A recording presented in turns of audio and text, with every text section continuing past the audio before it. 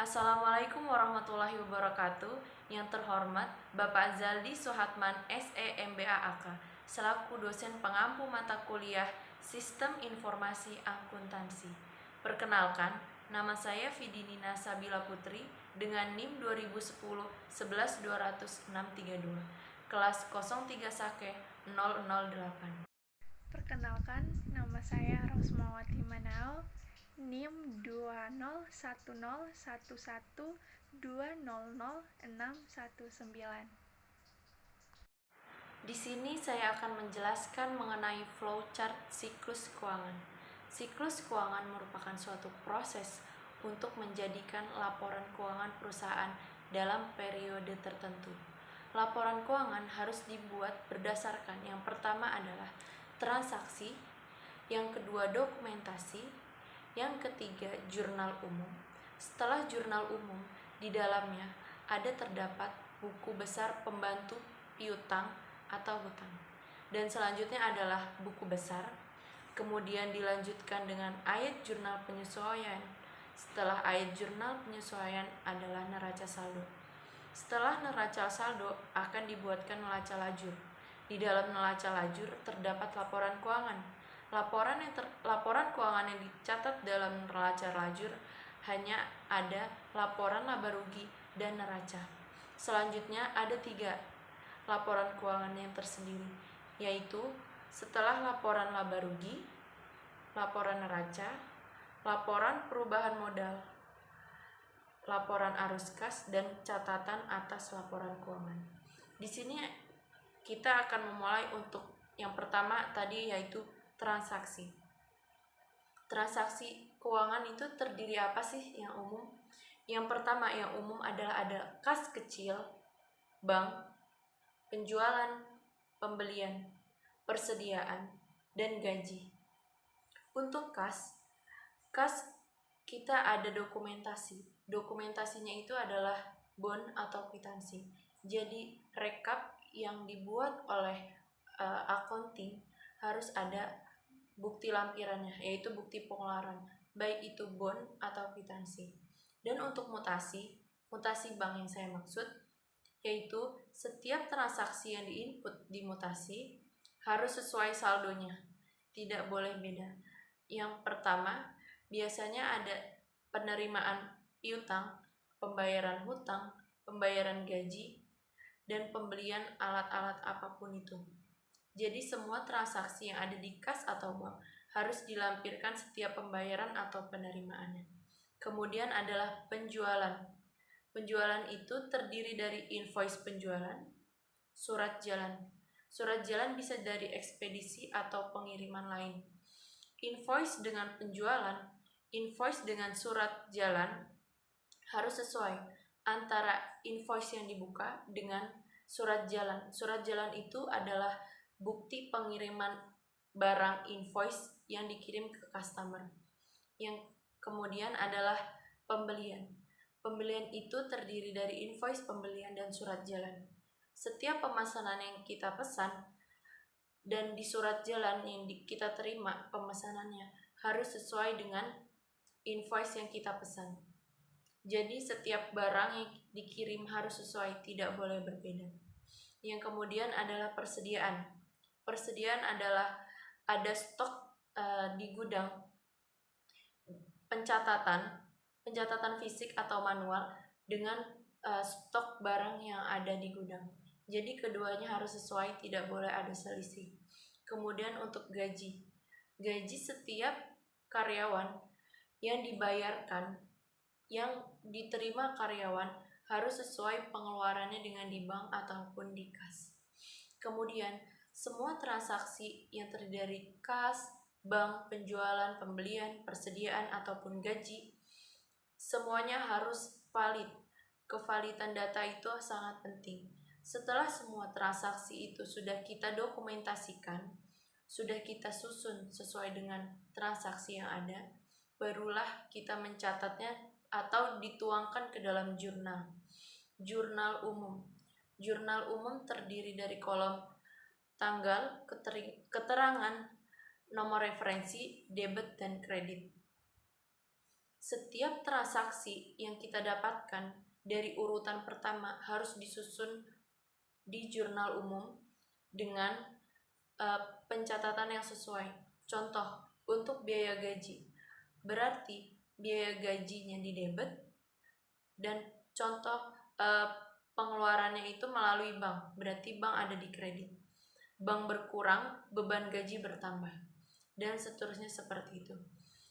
Kemudian, jika ada penerimaan piutang atau pelunasan pembayaran hutang, kita harus merekapnya di buku besar pembantu hutang atau piutang. Buku besar pembantu hutang atau piutang itu terdiri dari pertama invoice penjualan dan pembelian, dan rekap kita ada pembayaran hutang ataupun piutangnya. Nanti di situ akan terlihat invoice mana yang lunas, invoice mana yang belum lunas, atau invoice mana yang sudah jatuh tempo tetapi belum kita terima pembayarannya. Setelah itu, semua akun yang kita catat di jurnal umum kita pisahkan di buku besar. Masing-masing akun kita rinci. Contoh, beban gaji di jurnal umum ada 5 transaksi. Kemudian 5 transaksi itu kita totalkan di buku besar beban gaji. Jadi yang ada di buku besar tersebut terdiri dari akun-akun satu periode yang sudah kita totalkan. Kemudian setelah penjelasan buku besar tersebut, kita tuangkan ke dalam neraca saldo. Neraca saldo itu terdiri dari apa? Yang pertama, dari akun neraca. Akun neraca itu dari aktiva, kewajiban modal, dan lain-lain yang ada tercantum di jurnal umum buku besar. Di bagian masing-masing buku besar itu kita rincikan lagi dan dituangkan ke dalam neraca saldo. Neraca saldo isinya setiap akun yang sudah dirincikan terlebih dahulu. Setelah neraca saldo, sebelumnya itu adalah jurnal penyesuaian. Setiap biaya-biaya yang disesuaikan di akhir bulan. Setelah itu, kita akan menuangkan di neraca lajur. Neraca lajur terdiri dari kolom nomor akun, keterangan, neraca saldo, ayat jurnal penyesuaian, neraca saldo setelah penyesuaian, laporan laba rugi, dan neraca. Setelah itu, di neraca lajur kita sudah bisa menentukan laba atau rugi perusahaan. Jika ingin lebih rinci lagi, ada laporan keuangan. Laporan keuangan yang terdiri dari yang pertama, laporan laba rugi.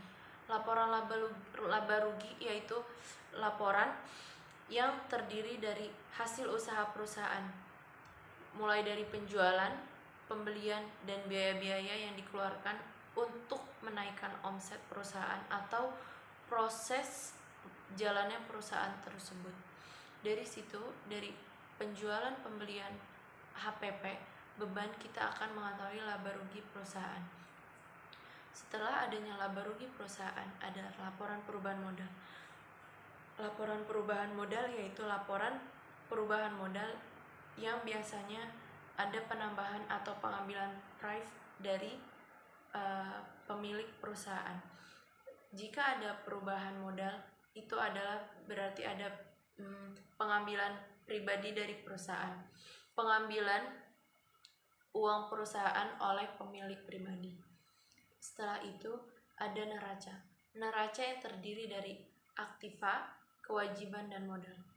Aktiva, kewajiban, dan modal. Aktiva sendiri harus balance, kewajiban plus modal juga harus balance. Jadi aktiva dan modal, aktiva, kewajiban, dan modal harus balance agar laporan neracanya bisa dipertanggungjawabkan. Kemudian ada laporan arus kas. Laporan arus kas itu terdiri dari pencatatan arus kas yang terjadi dalam periode yang telah ditentukan, mulai dari pengeluaran ataupun penerimaan. Kemudian yang terakhir adalah catatan atas laporan keuangan.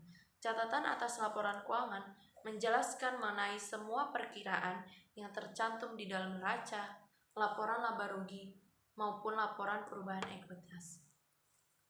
Kesimpulan dari yang saya dapatkan untuk siklus keuangan ini, yaitu bahwa dalam laporan keuangan, kata kuncinya adalah transaksi dan dokumentasi. Jika laporan transaksi dan dokumentasi tidak sesuai atau tidak akurat, maka laporan keuangan itu tidak dapat dipertanggungjawabkan. Kuncinya adalah transaksi, dokumentasi, dan jurnal umum. Ketiga ini sangat penting. Jika dalam ketiga ini penginputan atau pengecekan ada kesalahan, maka laporan keuangan tidak dapat dipertanggungjawabkan ataupun laporan keuangan itu belum benar-benar valid. Jadi setiap yang terpenting, proses paling lama adalah pengecekan transaksi dengan dokumentasi versus transaksi versus dokumentasi. Dan yang ketiga adalah penuangannya masuk ke dalam akun-akun penjurnalan. Dalam akun-akun ini tidak boleh salah masuk akun. Jika ada kesalahan masuk akun, maka akan mempengaruhi laporan keuangan, terutama laba rugi ataupun neraca. Baik, sekian dari saya dan Ros. Kurang lebihnya mohon maaf. Terima kasih Pak Zaldi. Wassalamualaikum warahmatullahi wabarakatuh.